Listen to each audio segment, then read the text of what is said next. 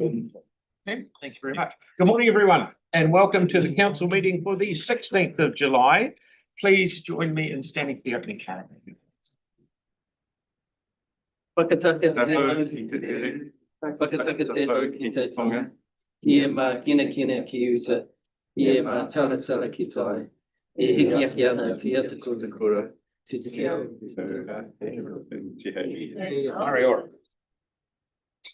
Acknowledge.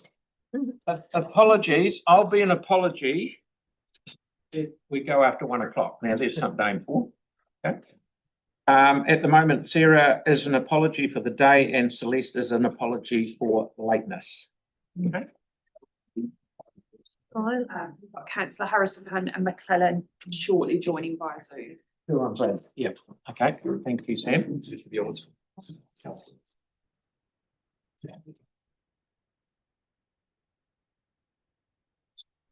Okay, so Port Elaine's more than happy to move and I'm more than happy to second them. The apologies, all those in favour? Aye, against, thanks, that's carried.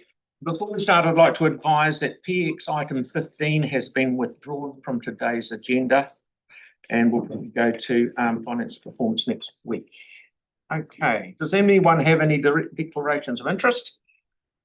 You have, haven't you? James has for items 7 and 8, which is held us for. So we'll rip into public forum. We have Excellency Peter Scott from ECAN to talk here about ECAN's notice of motion relating to public transport operations and infrastructure in Christchurch. Welcome, good to see you. Morena koutou, Your Worship and councillors, it's good to be here. Have you got a copy of that notice of motion? I think I sent one through. I don't know whether you have it, but essentially, this is just a courtesy to the council because the notice of motion that I put forward was looking at setting up a CCO so that we can put our activities into a place that is less political and hopefully join up with you in terms of the infrastructure. We're the public transport authority, but you're the road controlling authority. So, you know, you may have to think really hard about what you would want to do if we ever got there. But the opportunities that exist around that are quite big, and I think it's time that we should take the advantage of that. Specifically, that the public transport operating model had changed at the last Labor government as they left office. Put in place a sustainable public transport futures, which allows us to do all sorts of things with public transport, both infrastructure and the service asset, the buses, right up to the point where you could actually own them. The Mayor suggested that Red Bus might be a good vehicle for that. I don't know. But essentially, I'll stop there and we'll use the time to find out anything that you want to try to do. Ready for question, Pete? Yep. Thanks, Pete. Nice to see you. Line the advantages then of changing the model from what we have currently to what we're proposing. Well, I think there's advantages in terms of service. I mean, one of the things that really strikes me, and I've been involved in this for 9th year in terms of public transport. I started in 2016. It's always frustrated me that we have the same ratepayers essentially that support public transport in Christchurch, which ostensibly is the greatest amount of public transport that we do, but we've never been able to leverage that as an opportunity for more value. So we keep going to them as we do with a whole lot of things for more and more rates. The public transport operating model, we don't want to get into that, but essentially it's a 9-year contract for a bus route. So when you go into one of those, like Go Bus or whoever does it, you go in there with a reasonable margin service that you're going to undertake. We haven't picked into what we can achieve through the sustainable public transport futures, but there is a lot of opportunity. I think there is also a lot of opportunity for us being on the same page about the infrastructure that we require for Christchurch to have a world-class public transport service. You know, we've got GCP did a really good piece of work with the spatial plan, and we've got that MRT concept there. To get to that, we need to have an uplift in terms of public transport delivery. See, Mark's got a question. So you're saying basically by having one source of rateable income going into one pot, you're going to give that more power, if you like, for that one lump of money, rather than being some of it with you and some of it with us. Is that one of the things you're saying? Well, I think there's some of that. Essentially, if we keep talking to ourselves across Durham Street to Hereford Street and not actually getting the right outcomes, that frustrates me. We in our annual planning process, we always have people come and talk to us about public transport. And critically, we can't do much for anyone that comes in. We can't provide a better service because we're constricted in terms of our operating model. And I think there's a better opportunity than that. But are you not saying that we're not working well together as the two agencies, though, are you? Are you saying? Well, you and I could think that we're working well together, Pauline, but we're not the important ones in this. The important ones are the staff that are operating the two things. And I think that, and with the NZTA, and if we had a joined up message on that, then I think we'd be better. And I think that we need to have a long-term view on this. The long-term view should be delivery of that internationally accepted public transport system for this region, for Christchurch. Oh, thank you. Thank you, Peter. I'm interested in the financial model for something like this, because setting up another CCO implies that there'll be additional administration costs, governance costs, a whole heap of overheads. So any comment that you can say to appease the ratepayers around that, because they'll have to carry that extra burden. So the empirical evidence to support this will be found out by the inquiry that we will make into this notice of motion, and staff will probably engage Deloitte with someone of that capability to look at the financial side of that. And I think there's Ajit who does logistical work with local government will also be. So we'll look at, hey, well, what if you did this? What is the opportunity? Because I don't think that we need to jump into this if there's no benefit. Right, please. Thank you. When this was first kind of reported, it was mentioning taking transport out of the city as part of the move. That would not be at all, was it? Sorry, taking transport out of. The transport department, the traffic engineer likes out of council, which would be bizarre.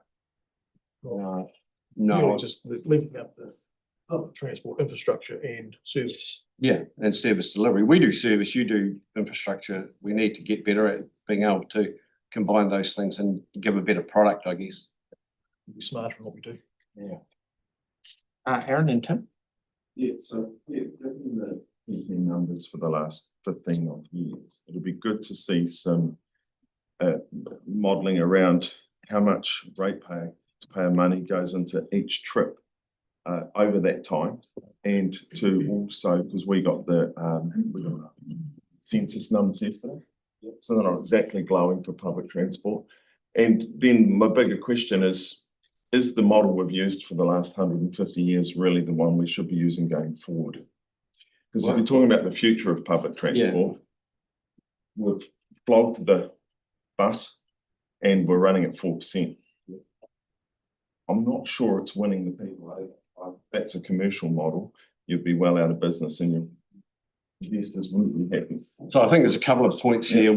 Sorry, you finished? I think there's a couple of points here. One is that the financial bit that you just mentioned in terms of how much do we put into each route? Well, it differs. I think, and I don't know the numbers of the routes, but I know that for some routes, in terms of each passenger that goes on those routes, we could be paying a subsidy of up to $40 a ride. And I think in the better ones where we've got a good uplift, probably $7 or $8. So public transport is expensive, but public transport is there to service the the transport poor. And are we doing a good job of that? I think ostensibly we are, but can we do better? I think we can. And also that public transport and public transport futures is predicated on mass rapid transport, which gives us an urban development opportunity. City that isn't there yet. And my speaking to ministers about this is that this is a bespoke model for Christchurch. Any criticism nationally on that is probably unwarranted, and the fact that There's criticism locally too. I mean, there's criticism locally. Oh, yes, there will be, but it all depends what mode you use. If you use a light rail mode, I think you get massive criticism of that. Use a tractor tram, essentially 150-seater buses, that the interruption to rural transport corridors is minimal. The only interruption would be you probably need, where you drop off and pick up passengers, will probably have to have in cuts and those sorts of things. On the transport planner, that's your stuff. Okay, thank you. One last question, as we're well over context. I totally get the bit about synergy with regards to, we put infrastructure in and the routes get changed, and so it's, we're wasting ratepayers' money.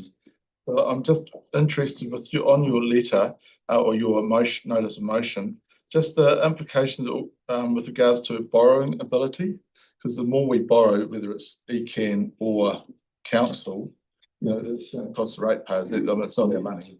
So I'm just wondering, because there's no mention anywhere, and when we've had you guys, no one's mentioned anything about the bus exchange, and I just kind of wondered what your vision is with that.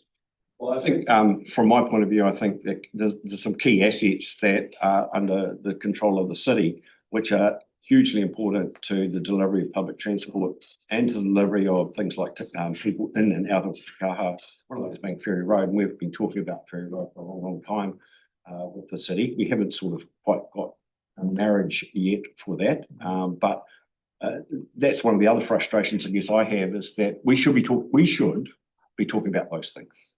We should be talking about what infrastructure you need. If we go to an electric system, which we've got 60 or 70 electric buses out of 300, we'll need more depots, because you can't charge all your buses in one place.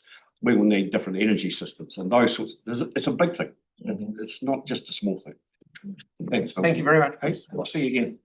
Okay, so now we're putting the next two together. So Selena from Flair Street Festival and Ruben from Watch This Space. We'll add them together, so it's 10 minutes. Thank you. Good to see you. Morena, on behalf of Selena and our colleagues Mike and Hadley, as well as our organisations Flair and Watch This Space, we'd like to say thank you for the opportunity this morning to come and tell you a little about the impact of the Street Art program that was made possible by funding from the Long-Term Plan and Capital Endowment Fund. We first off would like to express a thank you and express our gratitude for that support that has made this program possible and the ongoing interest collectively and individually you have shown in this program and its potential. We're excited to continue this mahi over the coming year and beyond, thanks to that multi-year funding. And today we just wanted to share some of the outcomes that have been achieved so far and some of our goals for the future as well. As you know, or as I hope you all know, street art has become a significant feature of Ōtautahi's physical and creative identity, positioning our city internationally as a creative, dynamic place where art and artists are valued, and there are vibrant and interesting discoveries around every corner. Since October 2024, Watch the Space and Flair have implemented a cohesive yet adaptable street art program benefiting both the wider creative communities and the city of Ōtautahi and our residents more broadly through accessible public art events and activations.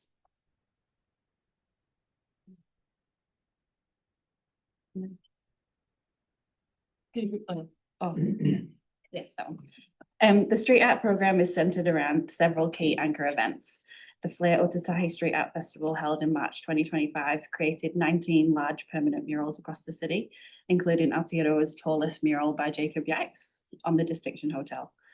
The festival showcased the creation of more than 25 additional artworks and 64 artists, numerous free and accessible public activities, including walking tours, workshops, painting jams, an artist panel, an exhibition, and a bustling public market day.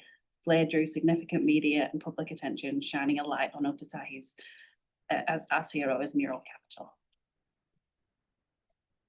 On a smaller scale, the Little Street Art Festival, held in December of 2024, provided a unique platform for urban creativity, creating over 40 individual artworks across the city by local artists, from playful paintings to beguiling sculptures, encouraging exploration and attention to our cityscape, all alongside free participatory events that engage the public with guided tours, workshops, panel discussions, and even artwork treasure hunts and giveaways. The Little Street Art Festival is a thoroughly unique event, providing opportunities for artists whose work takes a different approach from muralism and highlighting how creativity can be embedded in our urban landscape.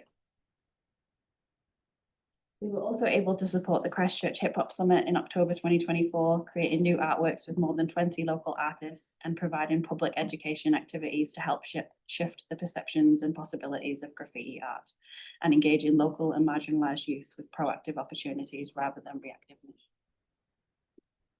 The upcoming Roll Call exhibition, to be held in early August 2025, will survey the work of a wide range of urban art and artists in Ōtautahi, featuring more than 50 local creatives and creating important connections between interior and exterior spaces, celebrating an emerging and evolving creative community, providing the opportunities for artists to find new audiences and highlight their potential as multifaceted creatives.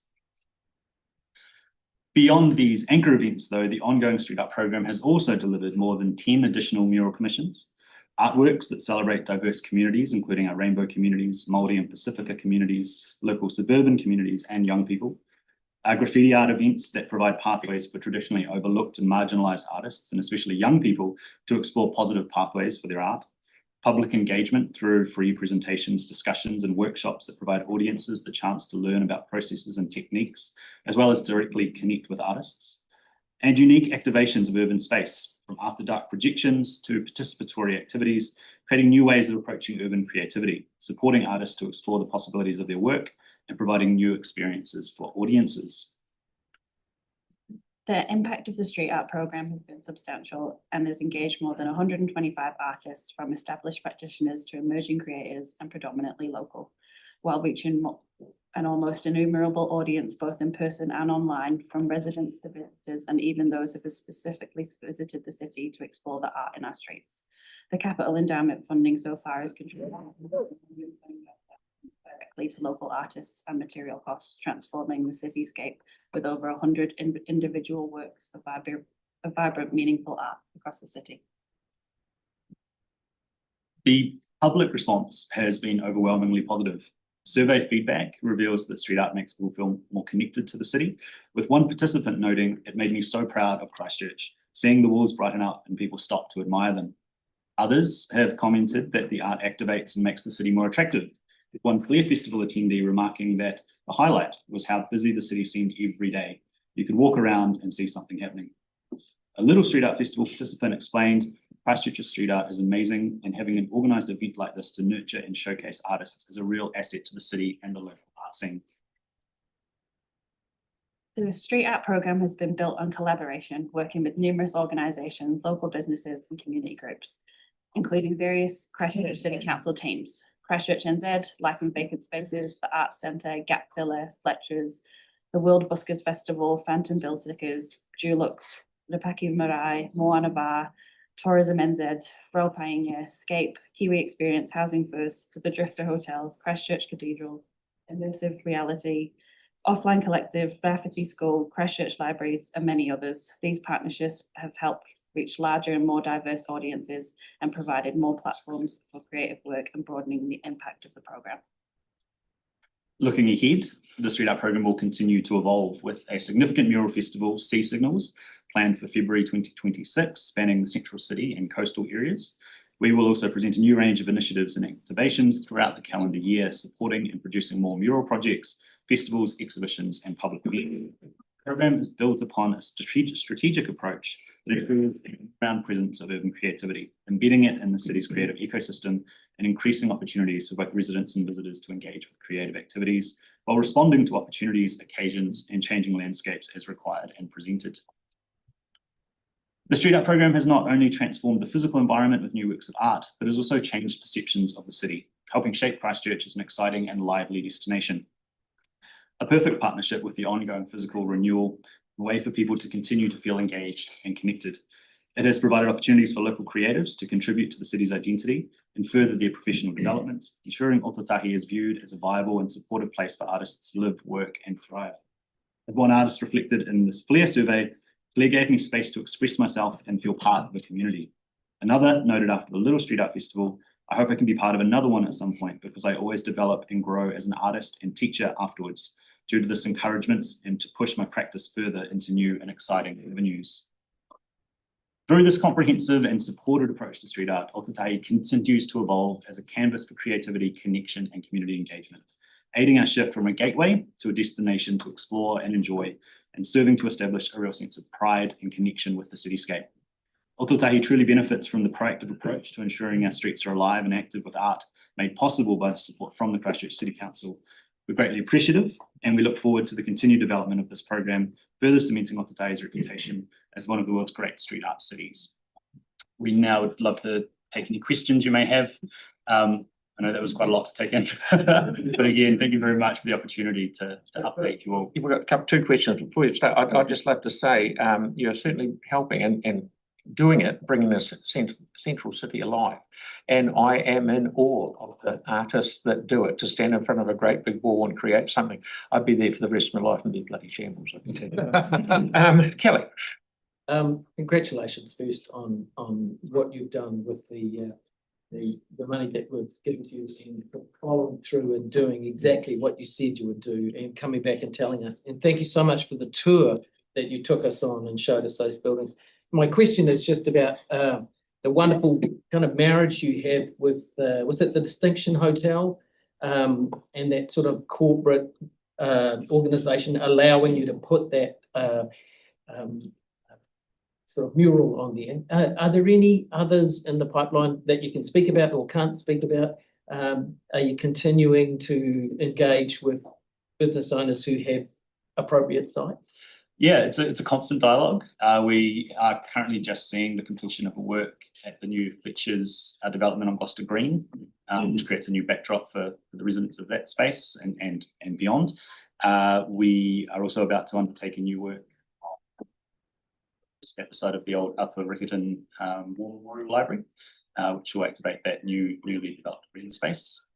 And we are fielding inquiries all the time. Now, there are always challenges, but the level of interest of business owners, building owners, and community organisations to try to work with us to activate space is it's a lot. It's a great challenge, great opportunity, and it's definitely going. Yep, Celeste. Made the work. Just two things quickly. Can you just quickly speak a little bit about the Sea Signals program, which sounds very exciting, and love the poster, and also just touching on the fact that it's about celebrating local artists, and also you drawing a lot of international artists here. And I know there was one that came to New Brighton. But you can probably speak to that. Yeah, Selena should talk about that. Oh, sorry, Yeah. So we reached out to Pangea Seed, who do originally it was called Sea Walls, and they've been like globally across the world, and they kind of raise awareness around ocean conservation. So it's a collaboration, like a mural festival, but it's themed around ocean conservation. So we pair up artists with ocean researchers and researchers, and the artists tell the story through art about these important subjects. So yeah, and that's kind of why we want to do Central City and also coastal. So it's by the sea, and it's telling the message that we're trying to get. And lastly, Yanni, please. Yeah, I think, I mean, thank you. Just to echo the praise that's been said, we had a very high level French delegation from the Senate, the French Senate, and the French ambassador in the city the last couple of days. And one of the senators actually got the app and did the walk and was so impressed, and he's from France, right? Which has got amazing street art too. So we are right up there thanks to the work that you've been doing.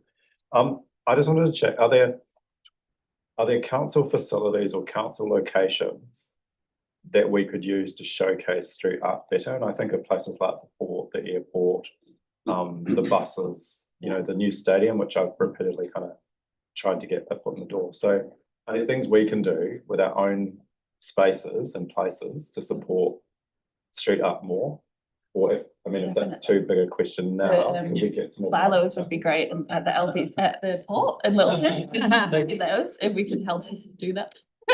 But yeah, obviously there's health and safety around that, but we'd love to paint those. The stadium. The stadium, I think, would be a fantastic opportunity to tell stories through art in that space. Look, the reason that we believe so strongly in the power of street art is that it can transform any space through creative approaches, and those types of spaces where we have with public audiences and stories to tell. I think it would be fantastic to be able to continue those discussions and find those locations, because we definitely want to do so. Thank you very much. We've gotten up our time, Thank but you, thank you Jill. so much for making the effort, and everyone for coming in. Okay, we've got James now from 98.5 and 50 years.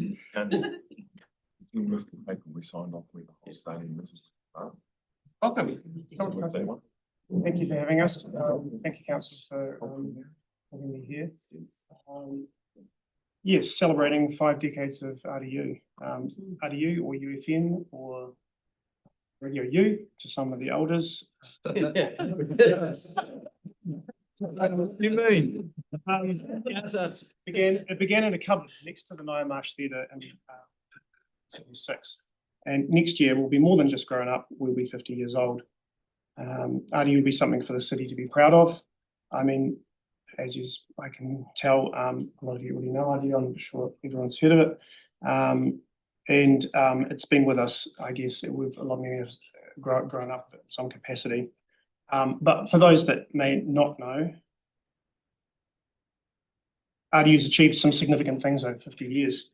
We were first onto FM, first to have a website, first to stream online, and first to broadcast from a horse truck. That's a record that still stands today. Overcoming adversity has been our middle name. We've proven track record of doing great things with very little. According to the Ministry of Culture and Heritage, the horse truck response was the epitome of resilience. We survived more catastrophes, global financial, earthquakes, of course, fires, and COVID. And we've celebrated a few milestones with 12,000 people at Cheapest Chips on campus in 2006 for our 30th.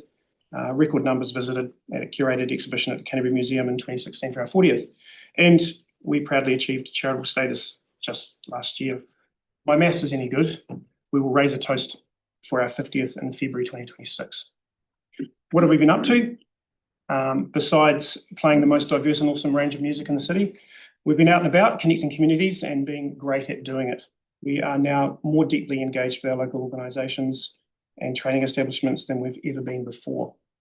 For instance, we have multiple relationships with institutions to provide education and real-world experience for students. We help them get work placement. We also have several programs for youth and emerging musicians to help them rehearse and record new work, including an excellent AllMat program with the support of the council.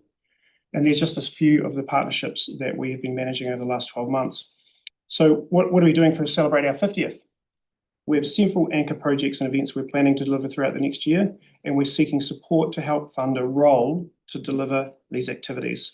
What you might spend on one single event, we'd be able to spread across the entire year. Performances, festivals, local events, mostly music related. Our goal is to connect and help them get people through the door and bums on seats. We'd love to be doing more, Cathedral Square, pop-up performances. We've got a lot to offer. We're pleased to report we've just received vocal support from Callum Mitchell from Team Event. You will all know, and I quote, "We're working with RDU to develop legacy plans around Electric Avenue. In particular, how do we communicate the rich and diverse musical history of Christchurch, especially to visitors in the festival and to the city?" We've also had express support from Nick Paris from the Lumiere Theatre to collaborate with RDU on a RDU-centric film festival to coincide with the birthday theme at some stage next year. Decades of You, we are producing a book on the history of the organisation, which is no mean feat. A vast amount of people and stories will be contained therein. And we have the support of Blair Jackson and his team to produce a music event at the Christchurch City Art Gallery to mark this auspicious occasion and book launch. All of this is intended to be communicated as part of a program of activities during the 12 months following every birthday. So what do we need? We've got a massive team of 3 people, including myself. We're all highly skilled and competent, but we know Big Plans needs additional support to be delivering these types of projects successfully. We need people to help us on the ground, event management, project management, funding to support publishing and event plans, but you may also be able to help us with access to facilities or advocacy to encourage others to help us. We're open to receiving support to achieving our stories and our events next year. And at 50 years old, I wager RDU is certainly one of the better stories to be sharing. With the stadium opening also next year, this is just a brilliant coincidence or opportunity that we surely must take advantage of. One last thought, Bikrunga, Salmonella Dub, Shapeshifter, Tikitane, Lawrence Arabia, Anika Moore, The Bats, and many more. All of these artists were heard first on RDU. And we, the city continues to be a melting pot for brilliant musicians, brilliant people and events. And the next Marlon Williams or Aldous Harding is out there right now in their garage, or on their couch, practicing and waiting. They're waiting to be seen. We just need to be capable of seeing them. And who has that capability? Who helps them grow to become great? It's RDU. And what can you do to help RDU to see these people, the talent that is out there in the community and will become the next mark of pride for our city? Can't we be a shining example, showing the rest of the country how things like this could be achieved? I think we're not just a roof and a bunch of seats. We want to be seen as a cultural, connected leader in our region and in our place. Thank you for your time and consideration. I hope this inspires your support. Yes.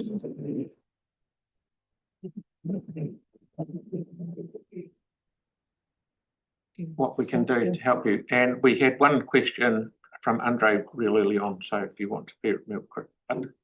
Thank you. Yeah, the timing's great because next year is a perfect year to be activating the city, and sounds like you're able to help us do that with very, very good bang for buck.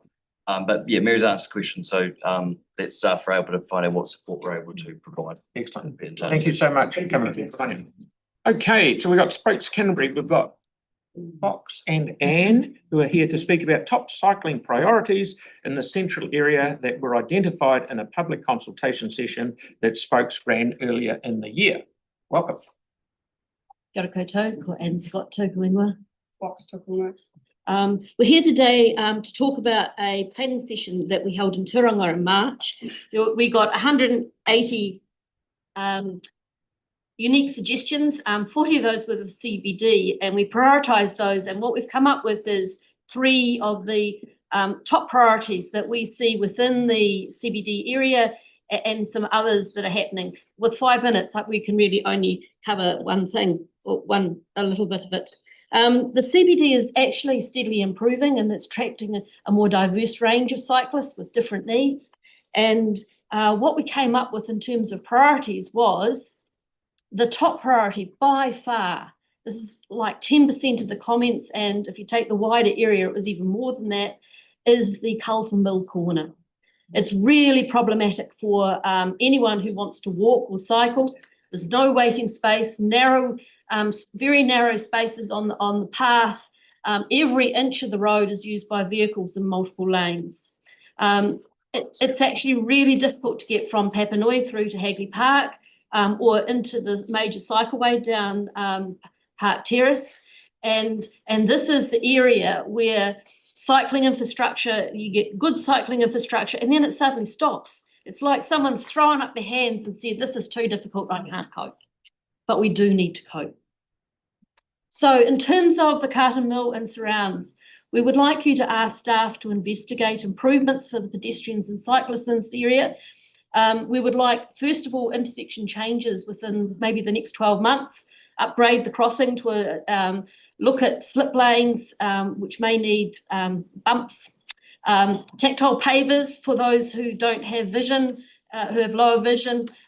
Some of the paths, if you have a look at the diagram on the bottom left, you see the green bit on Carlton Mill Road. It's too dangerous for cyclists, particularly on that bend. There is a path there. It's not officially a cycle path. We'd like you to make that officially a cycle path.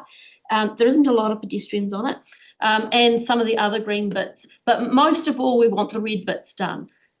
We'd like you to have a look and see if you can make those areas safer for both cyclists and pedestrians. Longer term, it needs to go on the LTP and bridge maybe. Okay, the second top priority is the Armour Street Bridge. There's a whole lot of conflicts between cyclists and pedestrians and scooters. There's 780 in the winter, up to 2,000 a day cyclists who go through the space, and there's cars and everything else. There's little to indicate where cyclists should be. It's still kind of designed for access to the old shared path, and it really needs some love. Also, we have a lot of problems with vehicles sitting in the cycle lane. They simply cannot see until they get further out into the traffic. We'd like you to ask staff to investigate ways to improve the safety and flow in that circled area from just before the Mickle Gates through to the road. Priority 3, Fitzgerald and Kilmore at the bridge and intersection. So there's a 90-degree turn on, we're talking about the bridge on the eastern side. There's a 90-degree turn from the footpath into the bridge. There's a traffic light in the middle of it. People are rushing across 5 lanes of traffic, and then they have to make this turn and they can't make it. People are falling off. We had a comment, distressed tourists fall off into turning traffic. I see minor incidents here every day as I bike to work. It's a critical missing link between the City to Sea and Fitzgerald Path, and we'd really like you to create a shared path on the eastern side of the bridge to improve access and sight. There's a lot of tourists hiring a bike and expecting to go into the red zone, and it's beautiful each side of that bridge, except for the bridge. The other 4 to 8 is the Papanui parallel Colombo Street trial safety treatments are seen to have disappeared. The Rapanui Shag Rock is a missing connection along Worcester Street.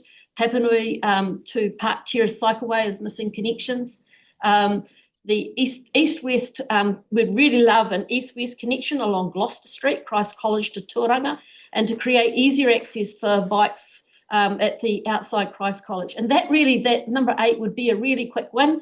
If you just put some paint to the cycle light, most cyclists don't even know the cycle light exists. And there are other cycling issues, other general priorities, but we'll come back to questions because I've only got 6 seconds. Got time for one question, Yanni.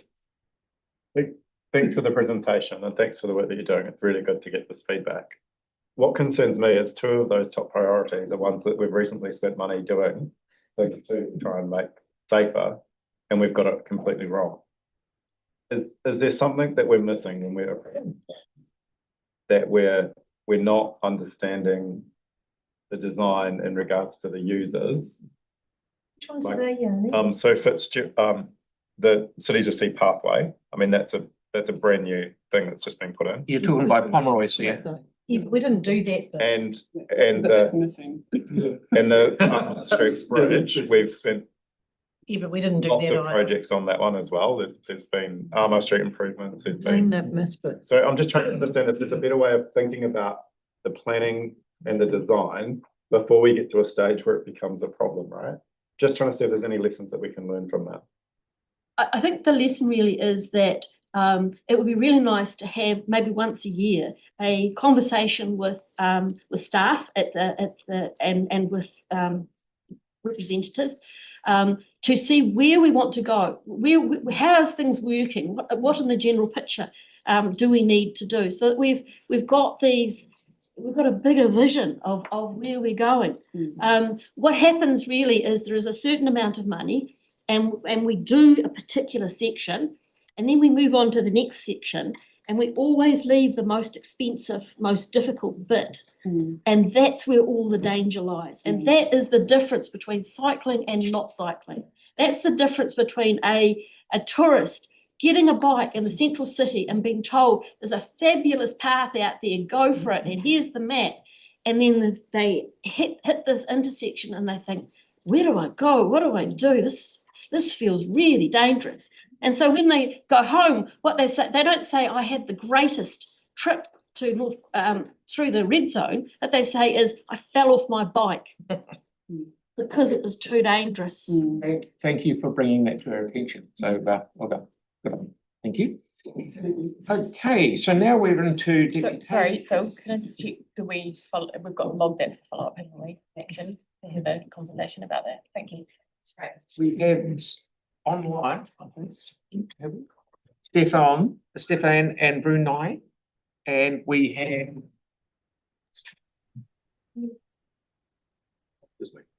Stefan. That's not written down here. Hi, Andrew. Yes. Thank you again. As we've been reminded. Thanks for this opportunity. Thanks, Stefan. I'd like to introduce things when he's with us. Obviously, we weren't expecting him, so we really appreciate the opportunity to address again, which I guess following the receipt of the officer's report. Can you hear me? Hello, hello, hello, hello. I think that's Stefan now. Stefan, can you hear us? That's good. At least someone can hear me. Yes, hello. We can hear you. Can you hear us? Oh, good. Kia ora from the other side of the world. But you can't see me. That's for sure. Nighttime there, it's very dark. So nevertheless, Bruni and I, hopefully we will be in profile very soon. Bruni and I would first like to thank you for the opportunity to speak here, even though it is very unusual way for us to do so. We are not fans of video conferences and would prefer to be standing in front of you in person or sitting better. But unfortunately, we are currently on an assignment for a motor and travel magazine in Germany. So thanks again for the opportunity to be here via Zoom. Today is one of the most important days in recent decades for us, as it is the final decision on whether we will be allowed to continue living in our home. This is not possible without drive access, and we have developed two comprehensive proposals that would result in a win-win situation for all parties involved.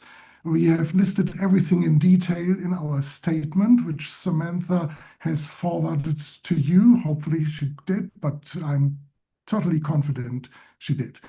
We can, of course, repeat our arguments and pleadings here, but we also hope that you can understand our truly unique situation. Only with this access, we can continue to live on the hill, and only the purchase of the land will give us this freedom.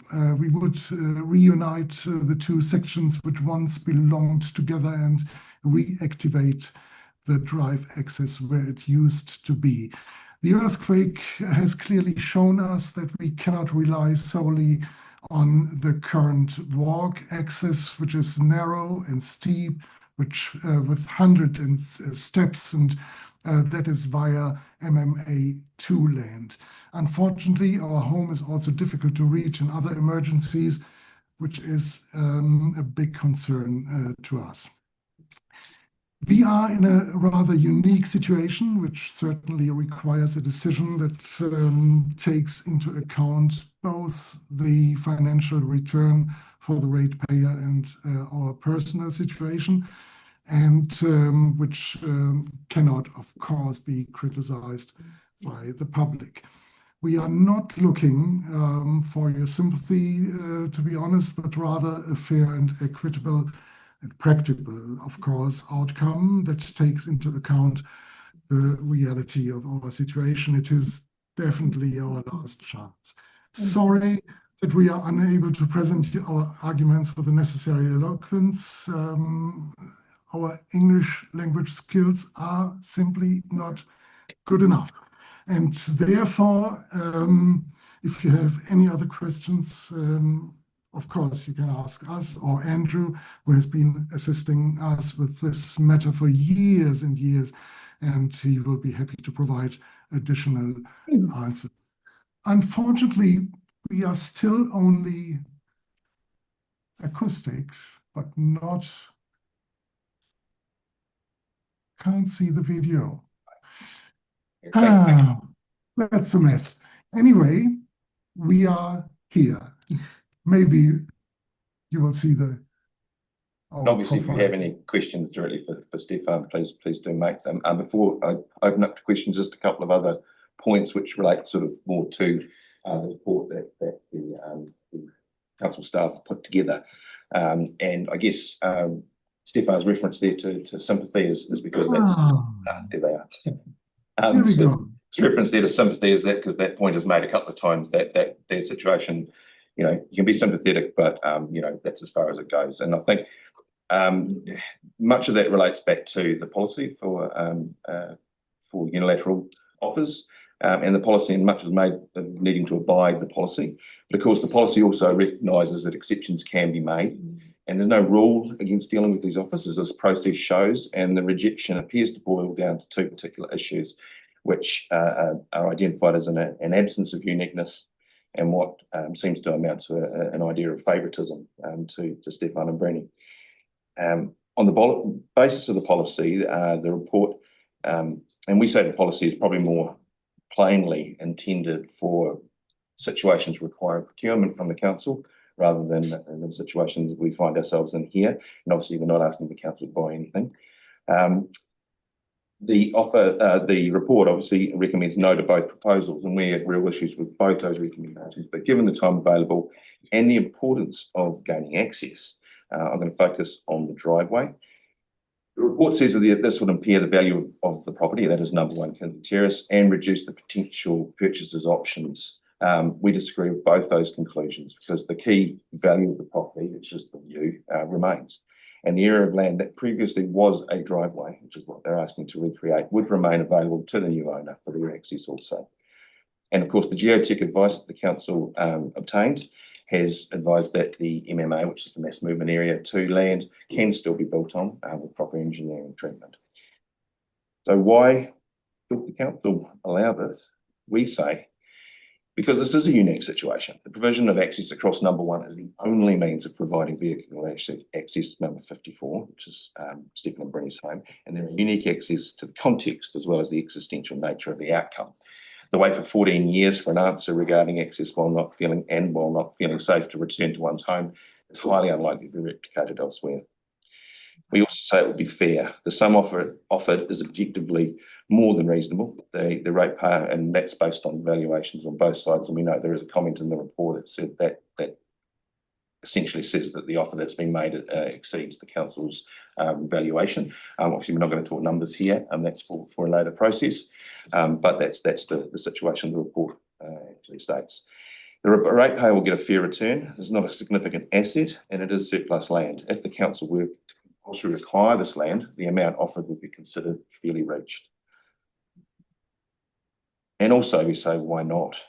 The counterfactual to leave it to the market may or may not mean a better return, because of course it would be an option based on some purported demand from people, mostly likely developers, we think, with deeper pockets for the potential of a greater return is at an insurmountable cost, would come at an insurmountable cost to Stefan and Brenny. Council can accept the offer and will have discharged its obligations while providing a solution to an otherwise impossible situation. Another purchaser may pay a bit more for the view and treat it as a conspicuous expression of their worth, but it won't house the homeless or cure some other problem. The other reason not to leave it to the market is that the market option means there will never be the ability for vehicular access to number 54, unless, of course, they're successful in purchasing the entire site. In other words, the lesser access option of access by right-of-way or, say, some other arrangement with a neighbour would probably be off the table. Council right now has the ability to enable that option, i.e. the access through the driveway, even if it thinks it can get more for the rest of the site, which of course it would still be open to do, and for all the other reasons that have been said. Stefan and Bruno have been honest in saying they're interested in purchasing number 1 outright if possible, but the reality is that the access is what they desperately need. Without it, they do not feel they can return to their home safely. On the issue of favouritism, just a quick point, another impression. Well, I think the point can fairly be made that if gaining the council's favour requires living through an earthquake, not returning to your home for 14 years, though continuing to pay rates, having to engage with multiple agencies for an answer to the access issue and being told to wait, in the comparison with the Billy Goats Gruff is possibly apt, investing significant time and money in the process, making an above market offer in order to show fairness to the process, while offering to allow the use of the outcome to whoever owns the remainder of the land, in that case, in the case of access only, and having to convince the council that you are genuine in your situation is critical in terms of being able to return to your home. Many, if not most, would probably walk away and say it's just not worth it. But to now be told that it would be fairer to reject an objectively good offer in favour of, let's be frank, more wealthy potential business whose need is probably for the view, we ask what's the opposite of favouritism, and obviously happy to answer any questions in the short time available. Any questions, anyone? Yeah, thank you very much for your information, Bill. Thank you. And thank you for maybe waking up early in the morning. Staying up. Thank I think it's about midnight, yeah. you. Probably after midnight, don't be worried. Thanks, Stefan. Thank you. Thank you. Thank you very much. Thanks for giving us the opportunity. Thank you. Cheerio. Number 5 now, please. Okay. So we're now at number 5, annual plan minutes. I'm happy to move them to, this is annual plan minutes. Pauline's happy to second them. All those in favour? Aye. Against? Thank you, that's carried. Now, Paul's here. And we'll talk about Banks Peninsula Settlement Stormwater Management Plan, please. Thank you. Good morning. As I talk to you, I'll call up the support team. My name is Paul Dixon. I'm a stormwater planner in Three Waters Unit. You know Gavin. And supporting us also are Henare Jasa Pranaki and Walcott from Manaki Kurataya. MKT is a resource environment management advisory company that provides a link between Runanga and the council on environmental matters. Would you like to pull up a chair on, sir? The Te Pātaka o Rā Kaihautū Banks Peninsula Stormwater Settlement Stormwater Management. It's a big document, and I'm going to try and paint you a word picture in 4 minutes. The Te Pātaka o Rā Kaihautū Banks Peninsula Settlement Stormwater Management Plan contains 3 themes. One is what we know about the water environment on the peninsula. Another is the actions that are planned to be compliant with consent conditions. And the third is the challenges of dealing with storm contaminants on the peninsula and generally. I'd like to acknowledge a number of groups who made submissions on the SMP, and particularly to thank representatives of the 4 Runanga who met with us and developed formal position statements about the significance to mana whenua of the water of stormwater and water environments. This SMP summarises what we know about the water environment in Te Pātaka o Rā Kaihautū and the expectations of the public and Papatipu Runanga. Most submissions to the SMP ask the council to do more than it's planning for the near term.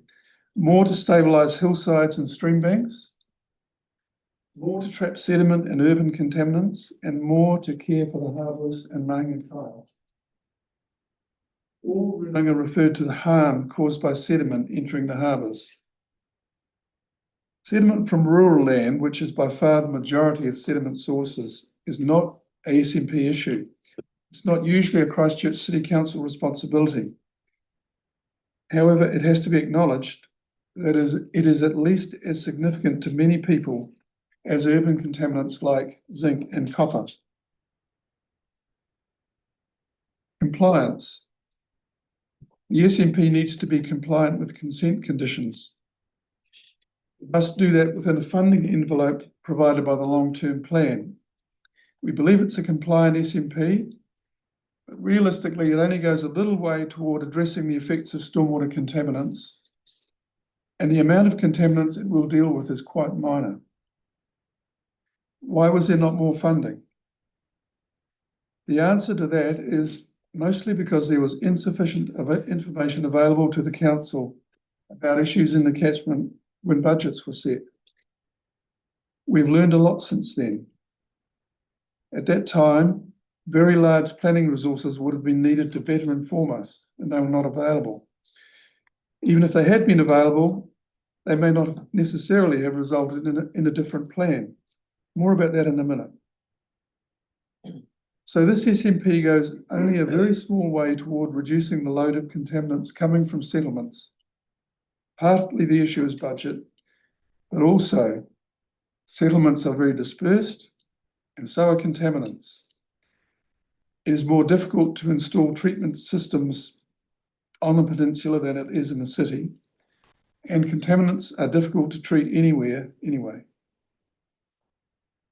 For these reasons, we had to think differently about what we could achieve in accordance with the intentions of the CSNDC, our discharge consent. We developed other targets aimed at improving water body and cultural health, enhancing in-stream and riparian habitats by riparian planting, stream bank protection, contaminated sediment removal, and inanga spawning can improve waterway cultural health indices and indicators of environmental health. Runanga agreed with this approach. The third thread in the SMP is that in developing stormwater management plans, we learned that stormwater treatment may only be part of the answer. Stormwater treatment typically removes 55 to 75% of metals and maybe 80% of sediment. That, of course, is much better than doing nothing.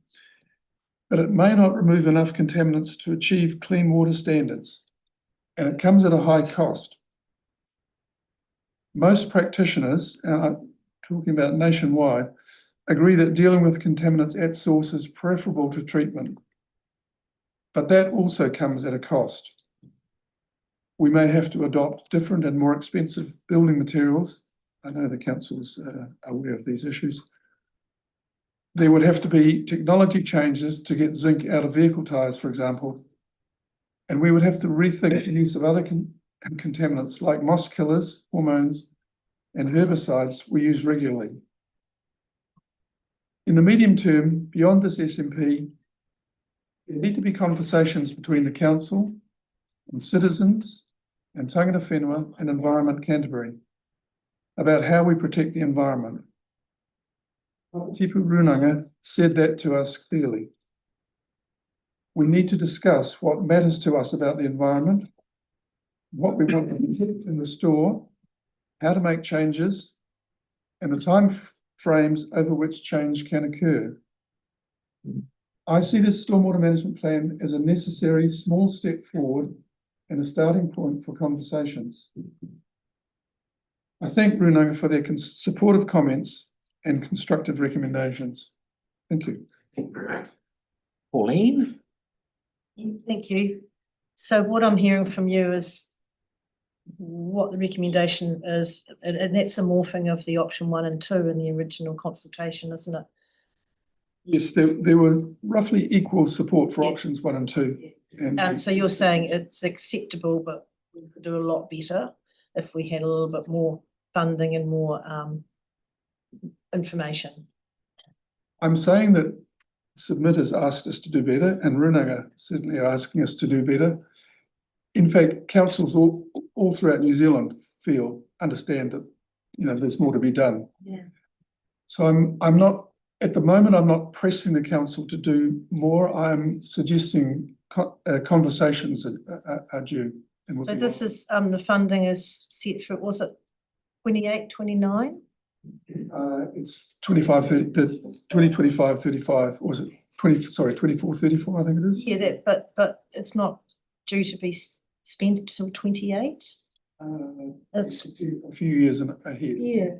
Sorry, I'm not. Would it be an advantage to bring some of that forward, or would you'd seek permission to do that when you're ready? I think we'll seek permission. There are mechanisms to do that. Okay. If necessary. And the other thing is, I mean, I think you said that there's quite a reasonable amount of OPEX in the filters. There is, yes. So are you looking at using the oyster shell ones that they're trialling in Hagley Park and I think Haytons? We're proposing to use oyster shell filters at the tail end of wetlands, which won't unlikely to happen in Banks Peninsula. They're also used in purpose-built downpipe filters. Yeah. And I see that as a future option for some buildings in Banks Peninsula. Right. It's something we are exploring. And that would be the reduced OPEX, is it? I don't think it's a very large OPEX cost. The filter media lasts quite a long time, but there is an OPEX cost involved here. Thank you. All right, please. Thank you. So thank you, Paul, and the rest of the team. And so I'm moving it, by the way. Oh yeah, I'm happy to. I'll second it. So just to sort of tease this out a little bit. So fundamentally, this is to help council meet consent conditions, right? That's the base element of So, and you mentioned that, of course, we could do better, right? Always do better. In terms of like the things that we can do to mitigate the. But like, so, I mean, it's fair to say, so what we've really got here though is it's a plan, obviously, but like, you know, we're not sort of flailing around in the dark, right? Like we can actually make deliberate decisions about how we allocate resources if we're able to procure those resources to be able to do that better thing that you kind of alluded to. Would that be a fair statement?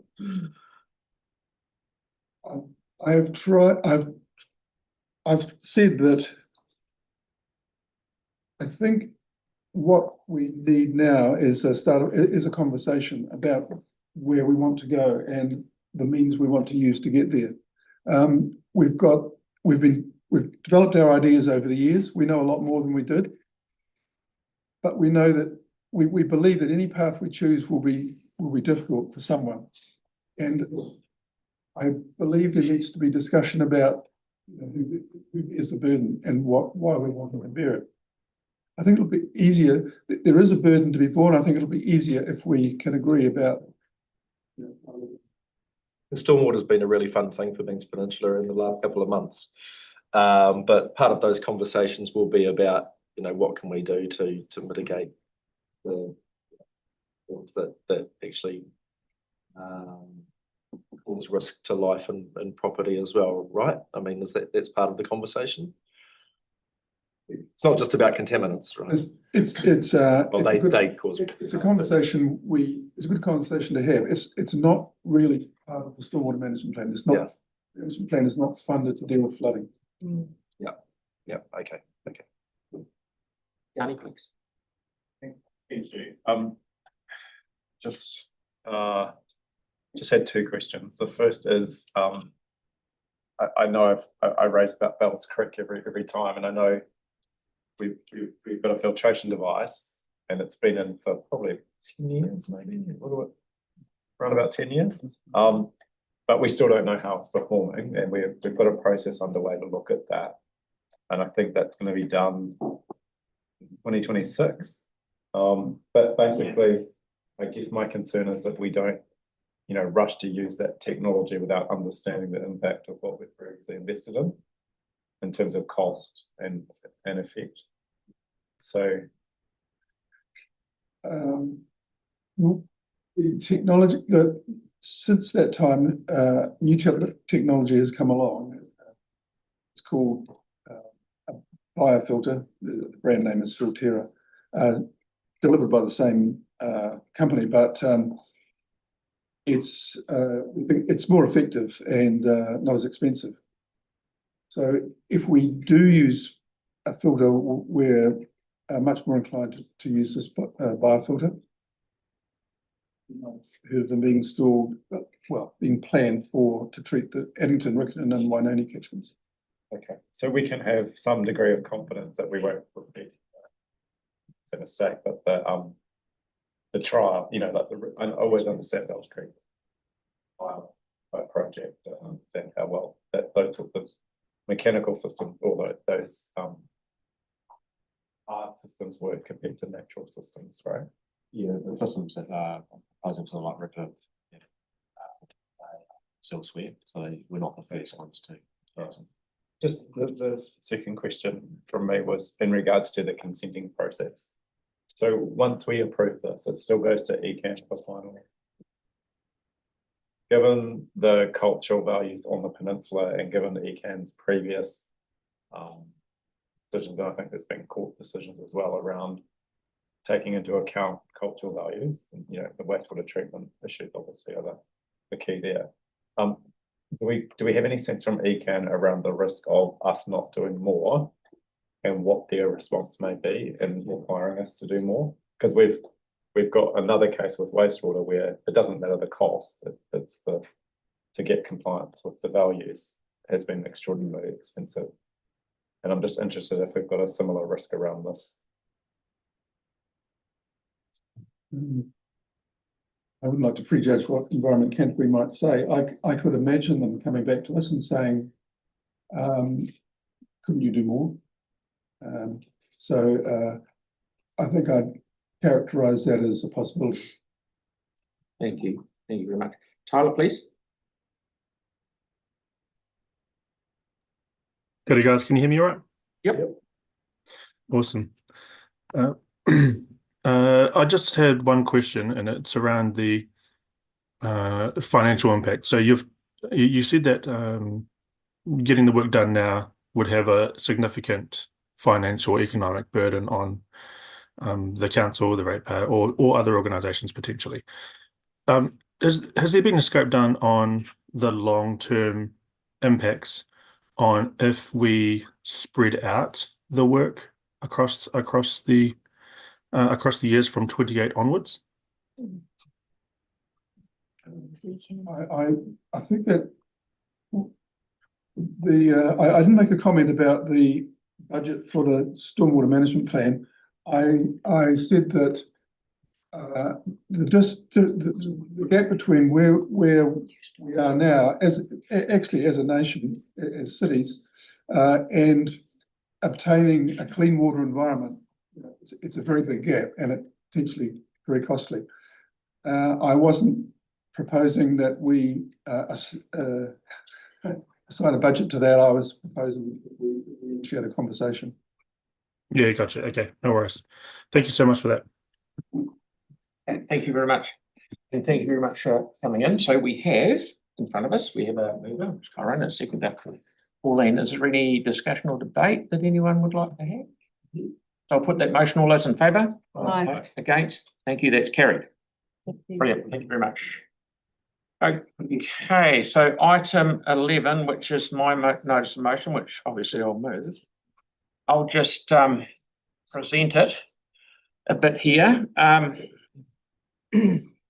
18 months ago, as we all know, we're always looking out for the safety of nurses and people that are going backwards and forwards from the hospital. They certainly look after us when we're in hospital. So we've really, I feel we've got to look after them as best we can. 18 months ago, I wanted to do this at Paracury. I was thinking about it, as well as I was thinking about using some of the netball courts after the netball moved out to Napunawai.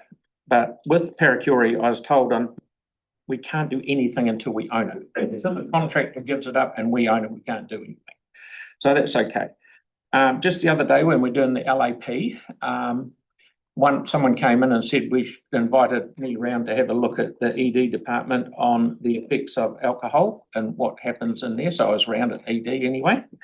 So that was good. And it was mentioned to me then that some people, still nurses and people at work hospital, still come to work at 4 o'clock in the morning and sleep in their car until it's time to get up, just so they can get a car park closer to the place of their work.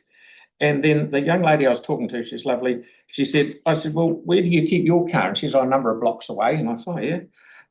What do you do? She says, I get a scooter because I know it will go faster than the person chasing me. Now, we don't need that kind of thought going on in someone's head. So this is what made me put the notice of motion up, which is to just for staff to go and investigate using some of the spare, I feel, capacity at Paracury between 8:30 at night or 9 o'clock at night until about 6:30 in the morning, 6 o'clock, when the shifts change. Apparently, the big problem is overlap between one shift and the other. They have got free parking there, but of course, Group A is already in there. Group B has to be there, but can't get into Group A goes, but they can't, so they're swapped over.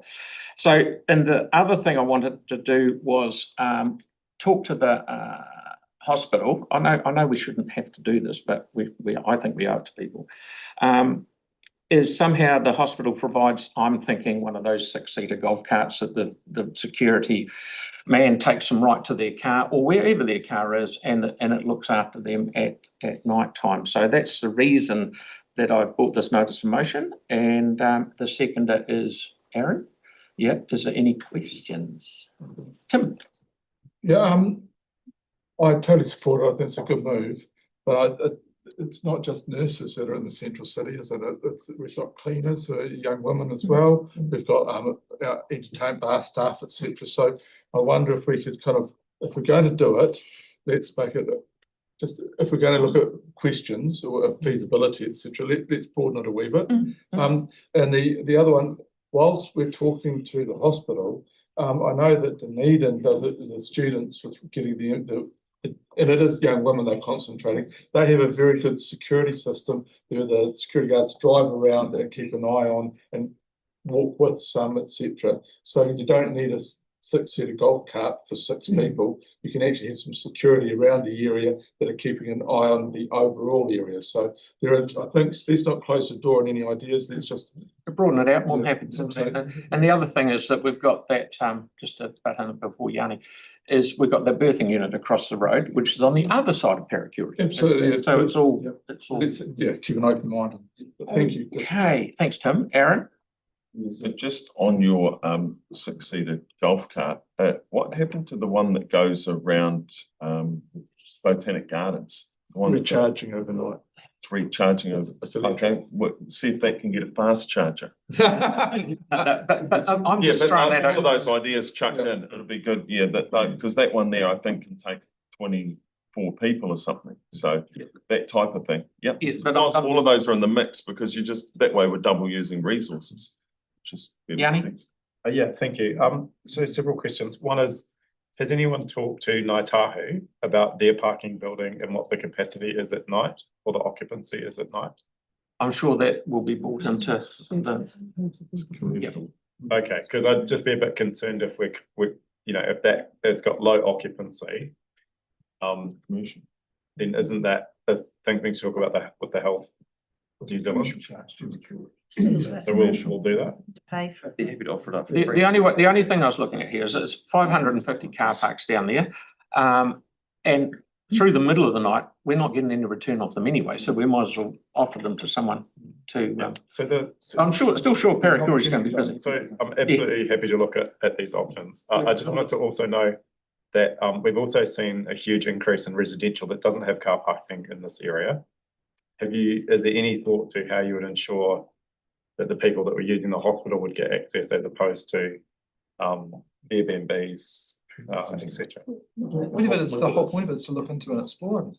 That will explore it. Okay. Take a job as a nurse and live in the area. That'd be great. Well, sorry, I just want to be clear though. So when the report comes back, will it just look for the hospital parking or will it look for wider than that?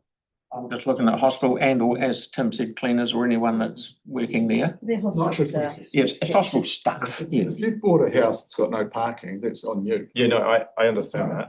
The only other question I had was, will it also talk to the health board, or sorry, not the health, the Health New Zealand now, about vacant sites that they may have that would be suitable for. Sure, because we've been trashing car parking at the hospital for years and so.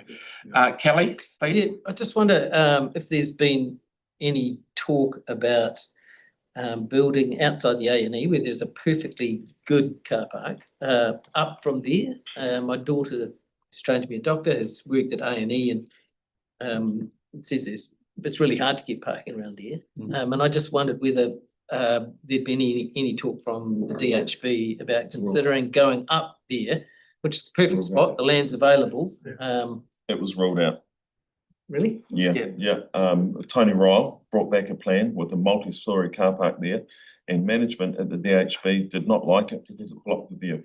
There's no So it never went ahead, but there was no car park there. Tony Ryle brought one back and then that was scuppered. So we did have a multi-storey car park in the plans at one point and it was. Thank you, Aaron. And lastly, Celeste. I would have thought that would be the solution. Yeah, it was. Just want to check, so, because I know this was raised previously by Sarah Tempton, is the advice that was asked for at that point the same as the advice that's coming through as part of the notice of motion? Well, it's irrelevant. Say again, sorry. Well, it isn't irrelevant because I just want to understand if there's multiple processes, as long as it comes back through the same point. Oh, I see what you mean. So I'm just asking, there was a question that was sent through previously raised by another councillor in regards to this. Is this information that's coming back through this process the same as the information that would be coming back through that process? No. So where is that information going? No. Well, that's what the advice says, is that's coming back. That was going to be That's reviewed. what I'm seeking clarification from not from Sam, but from Phil. So you don't know, okay. maybe we could get. That's constructive. The staff have said that they're going to work on it and wait until 3 months after it opens. I don't want to wait 3 minutes. I want to have this going as soon as we got the keys and we own it. I don't want it to get lost into the system and it comes out at the middle of next year. We owe it to these people to look after them as best we can. So that's right. Okay, so we're going to move in a second. I'll put that, any debate. Yanni. Look, I mean, I appreciate this issue being brought back to us again. It's not the first time this has been raised. It was repeatedly raised when even before Metro Sports was beginning, when we started to do some of the roading changes around Oxford Terrace. There was a suggestion that we actually, as part of the hospital redevelopment, do a land swap and actually get a purpose-built car parking building to support the hospital at the time, but people didn't want to go there. It was raised when we were considering the plans for Metro Sports to put a multi-storey car parking there in partnership with the hospital, the health board at the time, central government. That was, for whatever reason, ruled out, so we didn't do that. And then there was a private building that was done that people don't seem to be parking because it's too expensive, which just seems kind of bizarre, really. So I'm really supportive of us doing more. It's something that I feel that people's safety is really important. And, you know, it is something that we should be looking at to facilitate better outcomes as a city. But it's incredibly frustrating that up until this point, we've had such a siloed approach to this issue. And I know other councillors around this table also have felt very passionately for many years that we needed to do more in this space. So, you know, I look forward to getting the advice back. Hopefully we can come up with some good solutions. But, you know, fundamentally, let's try and learn some of those lessons that of short-sightedness of some of the previous decisions that were made, that we've ended up in a situation where we're doing this, you know, a couple of months before the centre opens. But it seems crazy to have at-grade car parking at the Metro Sport when we know that there's so much pressure on parking in this area. So, you know, maybe in time we can also reconsider that. But today, let's try and get some progress on this issue. Okay, thank you. And Kelly, please. And we'll throw it up.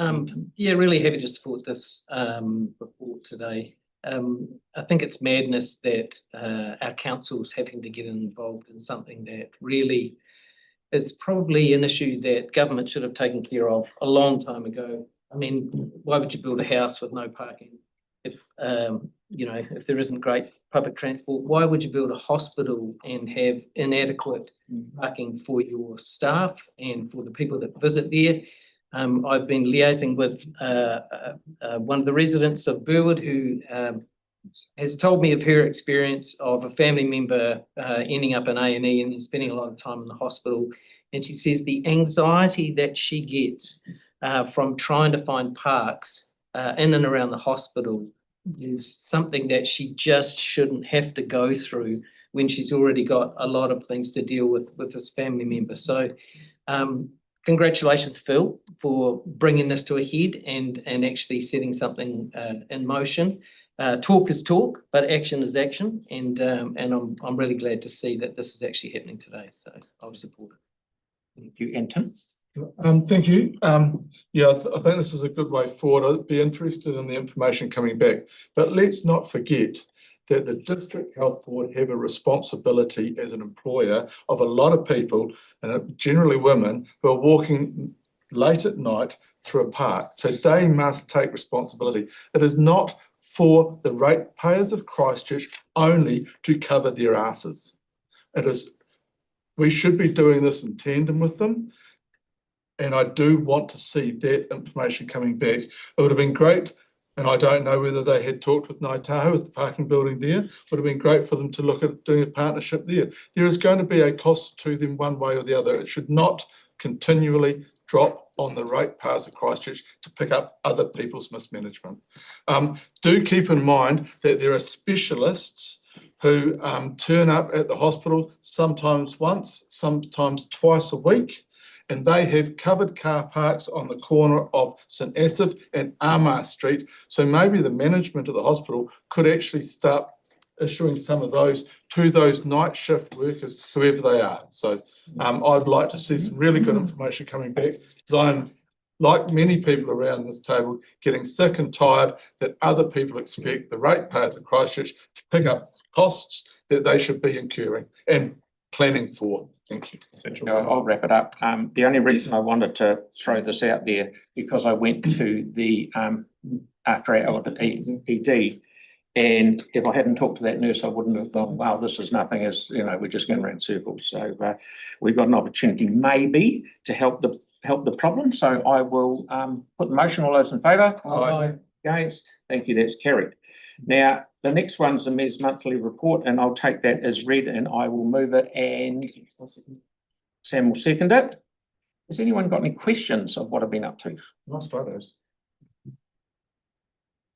Great. No debate, that's good. Don't ask me a question, right. All those in favour of what I've been up to?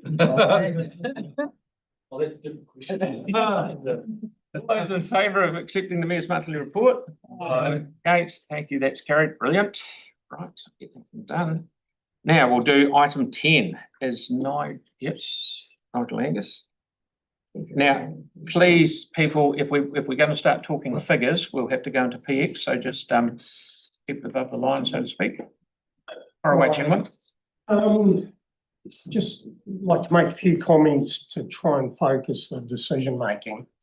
So it's incumbent upon the council under the Local Government Act, the principles of that act, to operate in a commercial, fair and prudent manner. And then on top of that, we have a council policy around the disposal of property, which is to sell property in a fair, open, transparent and public manner as well. So we understand the circumstances of the owners of 55 parking and drive-on access. It's clear that they would like to achieve that because we're selling the property next door to buy that property to solve that problem. But we as staff are not recommending that that meets the thresholds under Local Government Act with a policy. Now, the council can depart from both the policy and the Local Government Act and apply Section 80 of the Local Government Act. But you would need to rationalise what the reason is for departing from that policy. What is the good reason to depart and deal unilaterally? Other than that, I'll take the report to read and happy to answer any questions. All right, we had Mark first.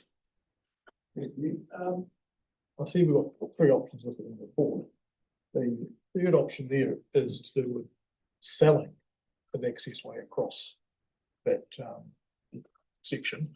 Is there a possibility where instead of selling, you could look at that so they can have the right of access? Yes, that would be an option. It's not one they've presented in their proposal, but it is still an option. And that is an option they could either achieve with us or anyone that buys the property if they weren't successful at buying it on a market process. I was wondering whether it's a council might be an option we could talk with them about, see whether something they'd be looking, we could set up before. At least protect their rights to. Yeah, technically it's an option. It's still a unilateral dealing over a property right, and you would still need to rationalise the reason why you're departing from policy and the principles of the Local Government Act. So you'd have to articulate a reason why you're doing that then. So it's still a property right you're selling and it would still have a value. Help? Angus, could you sort of qualify the risk? Well, the first question is really, do you anticipate if we went to market with this section that there would be a lot of interest in it because of the unique views, etc.? Oh, yes, it is a unique property. We believe it will be well sought after. I'm rung monthly by an individual that wants to buy the property, and we've had agents call us and other interested people as well, not on that sort of regular basis, but we think there will be good interest from other prospective purchasers in this property. In the history of council, have we gone outside the recommendations and dealt exclusively with someone who, lives next door to probably a similar situation like this in the past? No, there would have to be extraordinary circumstances or unique circumstances. We have dealt with neighbours, and you've got another report on the agenda in Hills Road. And that is a good example where we would deal unilaterally, where there is only, the adjoining owner is the only logical purchaser of the land. That's a non-complying lot, it's really small, it's buried within their section, so they're the only person to buy it. So we have done that in those circumstances. And of course, we've dealt unilaterally with people over property rights and sale of land, but mainly like community groups and that, where there's a broader public benefit. Thank you. Mine was a bit similar with wanting to know if there was other interest, and you answered that. And the people who put in the offer, have they never had access onto their existing house? Right, okay, thank you. And the other thing is your recommendation is to decline because you feel, your advice is that there's not a good enough reason to depart from the policy. Yeah, we don't believe it meets the thresholds of being unique and extraordinary to depart from policy or the principles of the Local Government Act. And did you hear the deputation, or you've seen? Yes, we did. Yeah, and that hasn't changed your view at all. Thank you. Tim? Thank you. I totally agree the property is unique, and probably will go, without question, will go above TV. As pointed out, there's already interest in it, and it is a unique view. Kind of getting $1 each way, and following on from Mark, the property is going to need, whoever buys the property is going to need a driveway anyway, and it would be stupid to put a driveway in front of the $1 million unit, technically. So you'd probably be putting it up the west edge of the property anyway. So why don't we go $1 each way and say, okay, we will give a shared driveway right of all the couple that presented to us, and obviously they'll have to pay for that right, but that we've established access to their site for a fee, but we're also going to sell the land because the person buying the property will need that driveway as well. So that way we're keeping with policy, but we're actually going to, hopefully, we could even get more money.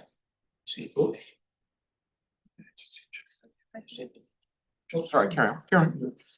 So no, there's no free lunch for anybody here. So everyone's going to have to pay for something. Yeah, yes, and the section we point out the valuation issues, but having a shared driveway at the back of that property will constrain or limit the overall site and what someone can do with it. So they would be committed to putting a driveway along that full boundary, whereas someone might buy that property and put a driveway right at the entrance and then use that as part of their backyard. So that would have an effect on value. And in the PX section, we talk about how selling that driveway was the balanced lot. The level area of the balanced lot's quite small relative to the overall section. It's about 400 something square metres. So having a full width driveway along that full boundary is quite a compromise. And it limits an owner's options. I don't think anyone that's going to be buying and have the money to buy that section will limit themselves to a small house, just saying. But yeah, who knows? But yeah. Oh, thank you. My question is supplementary to Councillor Barber and Cotter. Councillor Barber was talking about the adjoining owners type situation. I'm keen to understand then what previous examples you can give us where we have departed from the policy on the basis of there being a clear and reasonable justification to do so. Can you perhaps give me an example of when we may have done that in the past to help us understand that?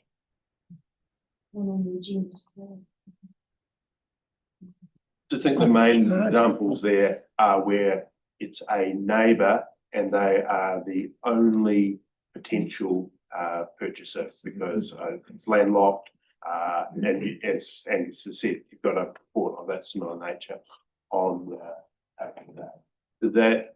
for these kind of more private ones are the only examples there. A good example from more the community one was when we dealt with the temple, where they had a case where they were meeting a number of council's policy objectives, and the council considered that was sufficient to be providing good public benefit over and above a private benefit, and was sufficient to justify in that case. There's a couple of examples. Well, the transfer of the old Hornby Library to the Community Care Trust, they're good examples. The Hills Road one's probably the best example, and we don't do many of those because they're small, tiny bits of land, and more often than not, the adjoining owners don't want to go through the process of buying them. Thank you. And just Angus, for people listening, the Hills Road land is how many square metres? 3. 3. So don't think we're giving away all of it. Melanie. I want to move the staff rep. Okay. I'll second. Righto, so we're going to move in a second. Okay, carry on, Sam. I just have one question. I'm hoping Mel and Pauline might put it into the staff rec. It was just around if obviously we've heard today that people want to get on and do something with the land, which is good for council to get it moving. Can we just put something in? You may have already done it. Just around. We have. In recommendation 6, we've added the sentence at the end. Yeah, cool. Yeah. Cool. Let's vote. Yeah, I'm getting a yay. Aaron? Yeah, so my one's a little bit around how does the valuation valuation comes in at if it's believed that if it goes to auction, it'd be worth a lot. Relatively flat market. Excuse the pun. Yeah, what we're saying is there's valuation risk, and that valuation risk can go both ways. Yes. So the valuation isn't an exact science. So I've had an independent registered valuer, but he's made an assessment of it. That could go to auction and there could be no bidders. And the adjoining owners. So is there not valuation risk in the fact that it was red zoned? So that carries a stigma, and there's a reason why it's red zoned. It's written in the report. And so It's not red sand anymore. So the red zoning process was a blanket approach by the Crown, and they didn't look particularly at a property by property approach. And now that land transferred over to council, and you've seen it in the last 2 annual plans. But isn't this a property by property approach because it's surrounded by houses? When the red zone happened, it was the width of a red ballpoint pen by someone in Wellington, more or less, and some. They didn't look at the specific attributes of this property to red zone. We have looked at the specific attributes of it, along with whether council should be. It adds value in providing a public amenity service or whatever. Thank you. Can I just point out, we have sold other of these properties. Yes. We've seen both the negative risks that Angus has talked about, but also the upside risk in some of the properties as well, where we've got more than when we've gone through a public tender process, an auction process. So we'll be looking at what buyers want on particular days. Yeah, and then a follow on from this has happened in other decisions was made where we don't want to set a precedent, but it's and you're allowed to depart from policy, but we never depart from policy. Yes, we do. Yes, we do. We do. Well, so the example on this, Melanie? On this? Yeah, staff said they've never done it, so. You just said on policy. Okay, now carry on. We're not the specific one. Yeah, no, but on property, when did we depart Well, from? we gave a couple of examples earlier where we parted from policy, like the sale of the old Hornby Library to the community trust. Thank you, Angus. That's good. Hunters Road. Yanni, last question. Thank you, and thank you for the report. I know that in the current environment that may be seen as kind of a business as usual approach, but I was just interested if you looked at the Human Rights Commission into the impact of the rezoning in the residential red zones, and whether the key message is And from that report, has anyway been considered when we've done an assessment around exceptional circumstances or not? So I've read that. That's out. Yeah, but I've certainly read that, and we've reported on that previously, and we've indicated that it's no longer relevant. And Thank you, Chris. Yeah, great answer. Thank you very much. Right. We've had all the questions we're going to have. I'll put it out. Does anyone want to debate this? Oh, gosh. Just to make today. Go, Tim. Yeah, look, I would have put an amendment up, but I don't think it would have passed, it would have lost, so there's no point doing that. But part of being a council is where there is an opportunity, why not show some compassion? This section, if you go through from Scarborough right through to Redcliffe, through these, try and find an established older section that is sold on valuation or under valuation. You will not. They have all sold over valuation because these sites are not available. And Christchurch is unique because they are available because of the aftermath of the earthquake. To have been able to give access to this couple for a price and then sell the property is not taking money away from the ratepayers, it's actually helping a couple move forward. I think it's really, really sad. I think this is going to lose. And I do thank staff for their advice and the work. It's a tough one, but I thought there was a way forward, but it's obviously not going to fly around the table. It's just a really sad thing that we talk about compassion, talk about what a council can do, but sometimes we kind of forget because it's a different area or something, I don't know, but I'm really disappointed with this, but I will not support him. Cheers. Mark? Yes, thank you. I'm very much concurring with Councillor Scandrett. It would be wonderful to find a way to use that compassion to offer a method of right of way across that property to give the couple some hope. But I'm happy to also support the majority around the table that we stick with policy. At the same time, it would be nice for us to have that little bit of compassion to meet this couple halfway. Thank you. Pauline? Yeah, no, this is a very difficult one, and I must say that when I first read the report, I was very much erring on the side to departing from the policy. But the report actually does explain quite clearly that there isn't enough grounds for that, and particularly if there's other people interested, it's really unfair on them. So it's easy to think, oh yeah, this is the only way around it, give it to the people that really need a driveway. But we've got to consider everybody in this. At the end of the day, it'll go out on the market for an auction. They can bid on it. They may well end up buying it.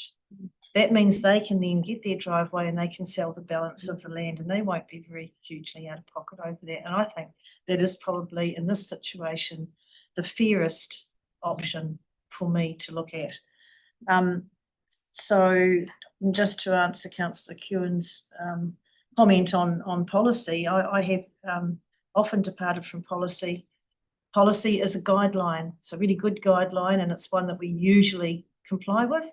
But if you've got enough grounds, I'm quite comfortable with departing from policy. So in this case, I don't think there is enough grounds either. So I really think the best decision here is to allow it to go out to the open market, and I'm hoping they'll be successful in buying it. Thank you, Pauline. And lastly, Mel. I agree with the comments that Deputy Mayor Cotter has just made. These people have not actually been living in their house for the last 15 years, so they've got another home.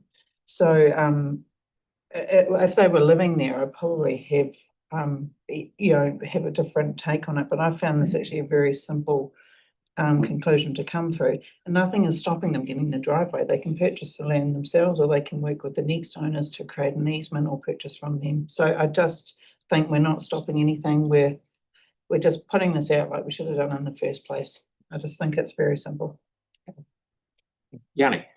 Thank you. Although I'm the councillor for Linwood at the moment, I reflect on my time at the council for the Hagley Ferrymead ward, which included this area at the time of the earthquakes. I reflect on the fact that I've stood on the cliffs, I've stood on the hills, I've stood with people in their broken houses in this community, and I've seen firsthand the devastating impact that not just the earthquakes had on their physical structures, but actually on the emotional toll that the recovery and the lack of involving people in the response had. And I was trying to find a way to summarize that in a way that would make sense today. And luckily, the Human Rights Commission have actually done a brilliant job. To quote them, too often recovery is measured in terms of repair and rebuild of buildings and infrastructure. While these are critical, there's also a need to measure the other things that matter to people, including communication, engagement, collaboration, and participation. They found 6 key messages in their report. First, that human rights need to be at the front and centre of disaster recovery. Second, that the right to property is fragile. Third, that post-disaster is particularly important for the Crown to exercise its powers carefully. Fourth, that the communication needs of people affected by disasters are not confined to the immediate post-disaster period, and that those people need access to information and be treated with respect. Fifth, that community engagement matters. The way in which we involve people in the disaster response is important. And finally, and critically, that there is no one size fits all for disasters. Flexibility to consider individual circumstances needs to be incorporated into design of disaster planning policy and services. And recognising flexibility as an intrinsic goal in disaster preparedness results in better outcomes for people and organisations. And I just want to acknowledge that although this might just be part of our normal practice and we don't see anything exceptional about the situation that these residents find themselves in, I do, because I saw firsthand how people in this community were treated. And I fought incredibly hard as the local councillor to save communities from being wiped off the face of the map from this part of our city. And for some people, we managed to get some amazing results, collectively working together with local members of parliament to do area-wide mitigations, for example, to do joint funding of things that would mitigate the risk. So I feel really strongly that although this may seem a long time ago for some people in the room today, for those of us who firsthand experienced the trauma that people went through, I want to acknowledge the suffering that continues, what we heard from this morning. So I am opposed to this approach. There are exceptional circumstances because of the earthquake in this area, and I think we should actually try and find a solution working with people at the heart of our decision making, rather than doing it to them, going to the open market and allowing them to compete. I think would be incredibly unfair. So I'm happy to move an amendment if people are happy to support it, that we take a different approach. Aaron? I want to point out the reason we have debate is so councillors can raise issues and sometimes speak from the heart more than necessarily the head. Yanni's just made a perfect example of that. And we had a deputation this morning. We've seen the numbers that staff presented to us the other day. The ratepayer doesn't come out worse off if we deal with the people who are next to this property. Our normal policy is a GV plus a 10% or a 15% window. I think that's pretty much covered off here. So I would be happy to second Yanni's amendment and we deal with the people directly. That's possibly the best I've heard Yanni speak, certainly in this and for quite some time. So I hope the rest of you have listened to him today because he's often ignored, but not this time.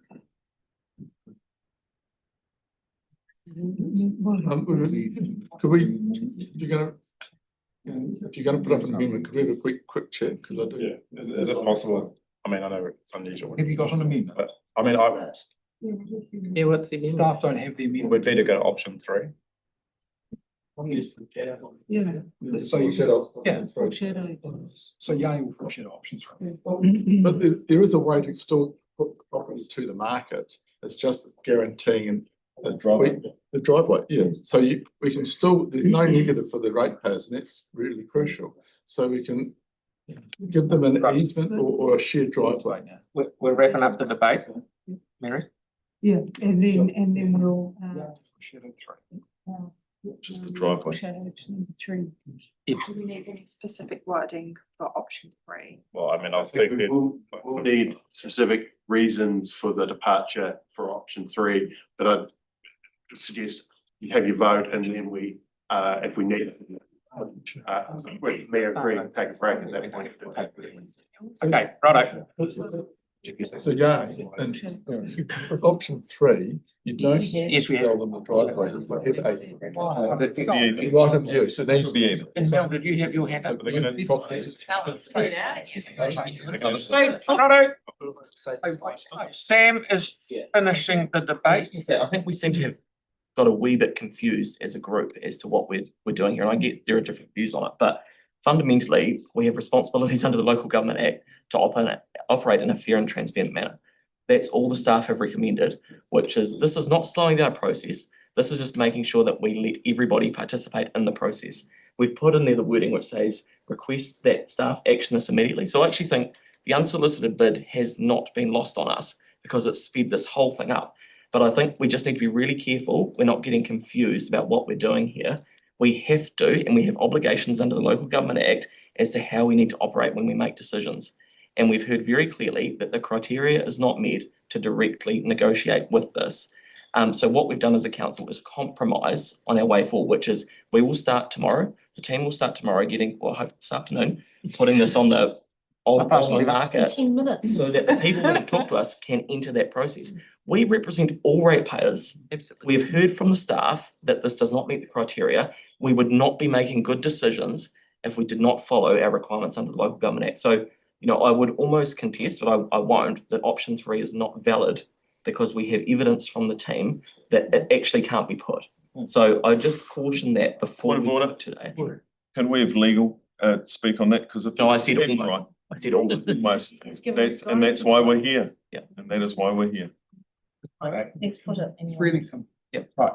Thank you, everybody. Everyone's had their point of view and it's been good. It's been very good. So, right. Alarming. It's been me and Cindy, great. You like to speak up, Mary? It's not clear from my understanding. No, we've got a motion. Motion on the table that's been moved and seconded and Janine's foreshadowed. Option 3. Option 3 and Aaron has seconded. Main action first. Yeah, yeah. Right. So putting the staff recommendation moved by Melanie, seconded by Pauline. All those in favour of that? Aye. Against? Aye. Said aye. Subdivision. So it's. Oh, that's good. That's I've the. asked for division. Yes. We got legal obligations. Just give it to them, come and cry.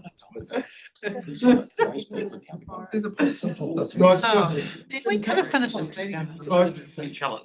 It's the division for the office of recommendations. Councillor Moore, Yes. Councillor Johansson.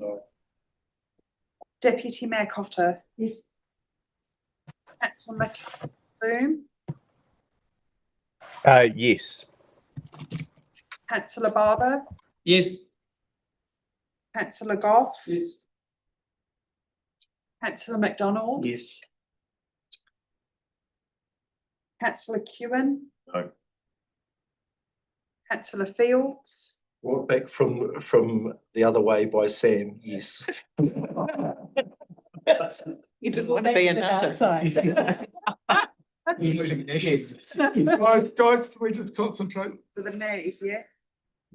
Councillor Scandrett. No. Councillor Harrison Hunt online. Yes. Councillor Coker. Yes. Councillor Donovan. Yes. Councillor Peters. No. And Councillor Henstock. Yes. So I've got Tyrone, but not Mark. That's. It's called democracy. Okay. So that is carried. That is carried. Thank you. Now we are going to invite people, but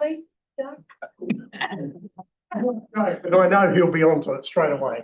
we're going to do going to bring number 7 in. Okay. Just before we stop for morning tea, we're going to do number 7. Okay. Sam's happy to move it. Tyler might want to give it. No, listen to that, but I. Tyler, do you want to second this for Antonio Hall? Yeah. Okay, so we're going to move and second, Questions? Foreshadowing. Well, I want to separate out Daresbury House from. Is it part of policy? To say it. It is, yes. But there's three Slide different. on it differently. But it's three different points. Yep. And they're mixed in. Do you want to enable these Separate housing them out so you criteria? can vote against. or- Yeah, so like. So these houses just, these big ones. Yeah, so we'll make them like separate, yeah, just bear with me. Right, Right. gentlemen. Presentation, it's a pretty straightforward report. It's very clear, I think. Is there anyone got any questions of our? Hey, is anyone got any debate? Mel? Just about Daresbury House, because it's a historical site. I know there's, you know, there's pros and cons around heritage, and whether you keep it for the historical reasons or you high density housing, both of which are things I support.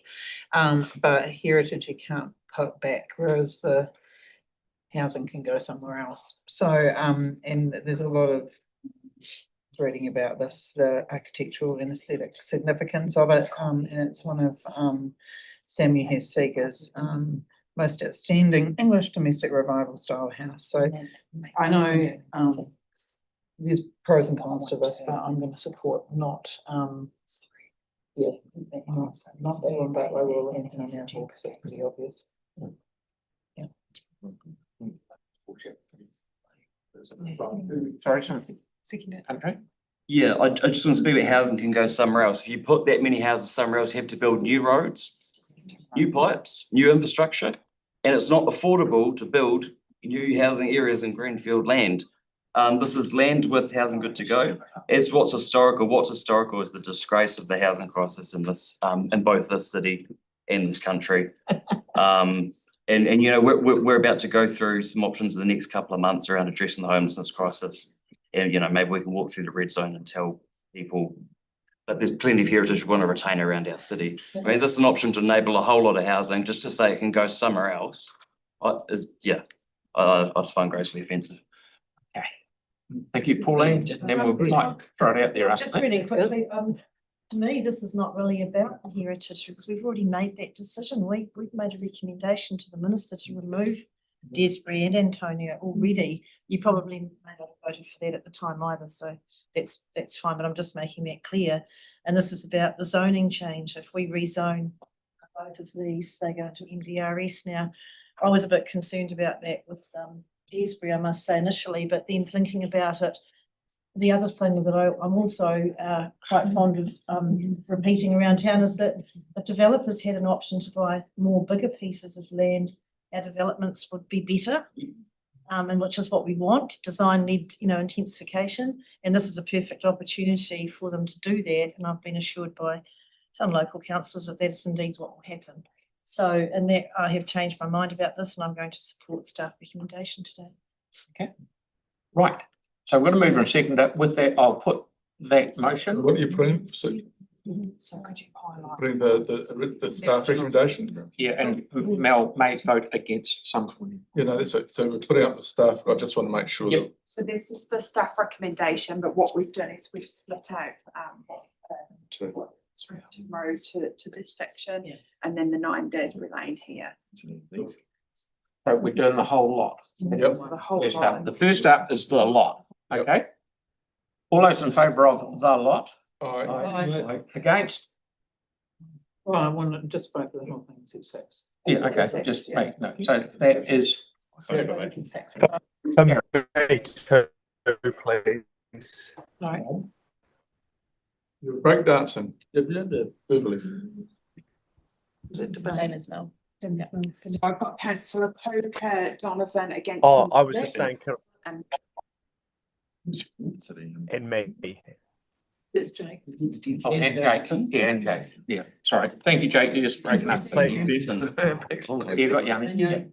Yep. Okay, so that is carried, thank you very much. Right. Now, I am gonna do one more thing. Finish the meeting. Yeah, no. Go. No, I'm gonna do number 9, I'm moving it, Victoria's seconding it, all those in favour? Those against? Thank you, that's carried. I'm gonna speak on that. Yeah. Do you want to go to? And One we'll thing. we'll go into PX and I'm moving it and Melanie seconded it. We're going to PX. All those in favour? Aye. Against, thanks, that's carried. Now it's morning tea.